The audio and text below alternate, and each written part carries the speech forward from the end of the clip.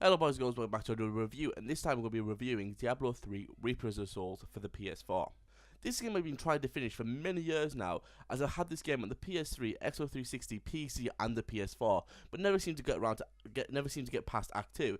Anyway, it's time for a review. The story behind this game is we follow the protagonists of the game as they make their way into New Tristram as they want to find out the star that struck the cathedral. It's because of the star that the dead are waking up again around the town, and the town needs the help of the protagonist. It's from here that you're drawn more into the story as it goes from battling the undead to eventually battling Diablo himself. You're thrown into more battles as you cross more places just to be able to stop all the evil that is happening in the world. Even though once you have beaten Diablo himself, there is still evil for you to stop, and battle every creature just to be able, in order to be able to save the world. I know that is not the best way to describe the story of this game, but I know just how good it is, and I recommend that people who have not played the game give it a go, as I think it's a great story that will keep you entertained for the full 15 hours it takes to finish this game. I decided to play Reaper's Souls as it comes with the additional Act 5, just because it adds more story to the game, which just made it even better for me. The game itself is it's nothing like something I've ever played before. It feels a lot like RuneScape / World of Warcraft, but better. For the moment I started the game all those years ago, I got the feeling like I was playing a better version of RuneScape with better graphics, better way to control the game, better fighting scenes. And again playing it now, I just felt exactly the same, which is great.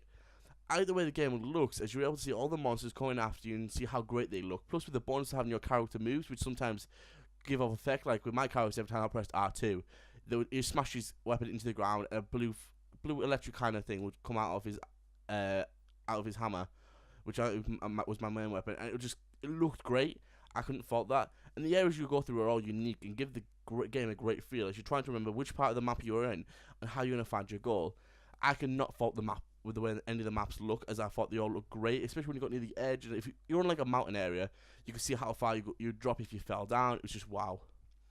The maps themselves are randomly generated, so you can play this game a lot of times, go through the same maps on different profiles. Then you will know that each playthrough is going to be different because none of the maps are going to be the same.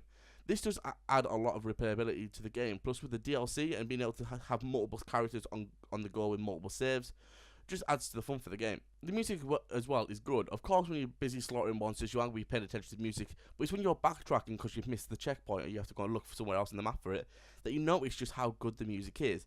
And it does make you stop and listen and go, oh, bloody hell, I didn't notice this before. I finally finished the main story of this game and I loved every moment playing through it.